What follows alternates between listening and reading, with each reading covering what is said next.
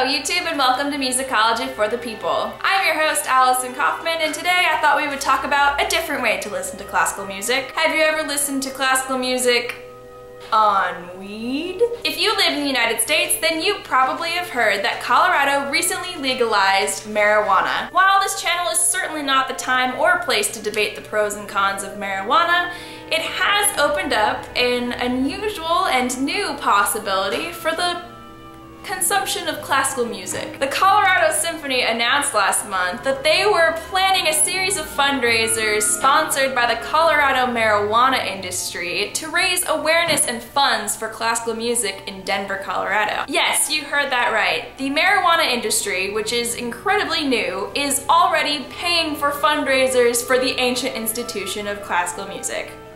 Womp. So yeah, basically there will be 3 fundraising concerts titled Classical Cannabis, a High Note series, followed by a Cannabis blowout or smokeout concert. The Colorado Symphony will be performing classical pieces while guests enjoy an open bar, hors d'oeuvres, and their own BYOC, or Bring Your Own Cannabis. However, the city of Denver has objected to the public use of marijuana and has threatened the symphony and the marijuana industry if they encourage the public use of marijuana at these concerts. Threats from the city attorney state that if these concerts go forward, then the symphony and the event planners will be responsible legally for anything, and also they will withhold any special event permits. They also threatened the contract that the symphony has with the city for the Symphony Hall building. Legal teams in support of the symphony's endeavors say that the laws surrounding this public use of marijuana thing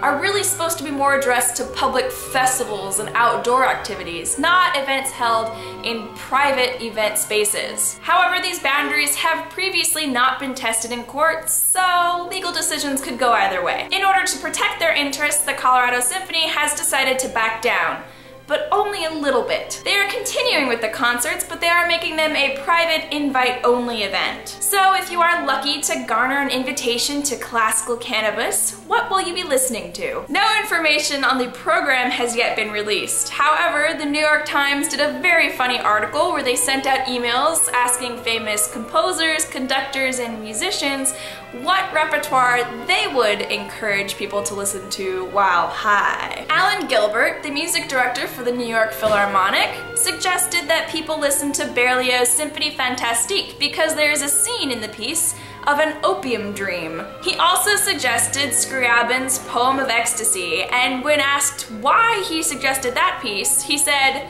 "Does Scriabin's Poem of Ecstasy need an explanation?" Jeremy Dank, famous pianist, author, and music director for the Ojai Music Festival, was also sent an email. He also suggested Scriabin, but he included Messiaen because both are somewhat impressionistic and have endless clouds of notes. Another of his suggestions were some 17th century madrigals, particularly those by Carlo Gesualdo, who was a composer known for his murderous exploits. Said Dank, these madrigals were very woe-inducing. Another musical figure pulled for this article was composer John Adams, who had some very humorous suggestions. First was Bruckner's 8th Symphony, because that adagio will last for a mere 6 hours. Then Stockhausen's Helicopter String Quartet, because it won't seem so high after all. Followed by Messiaen's Et Expecto Resurrectionem Mortuorum, because it will really cause the saints to go marching in. He then suggested Milton Babbitt's Relata 2 for orchestra, because it will actually finally make sense. I look forward to seeing what the Colorado Symphony decides to program for these high concerts, and I also look forward to hearing their reasoning for these selections. In my opinion, many composers have written pieces while under the influence of certain illicit substances, so why should we not experience these pieces the same way the composers wrote them? Whether or not Denver allows the symphony to produce these cannabis concerts, I think it still opens a new door of a new way of listening to music, whether cannabis inspired or other drugs inspired. I'm not advocating anything. Don't put this on me. I hope you enjoyed this video. If you did, be sure to give it a like and subscribe below, and be sure to check out the Facebook and Twitter accounts associated with this channel where I post funny things throughout the week. Until next week, that's like just your opinion, man. Music.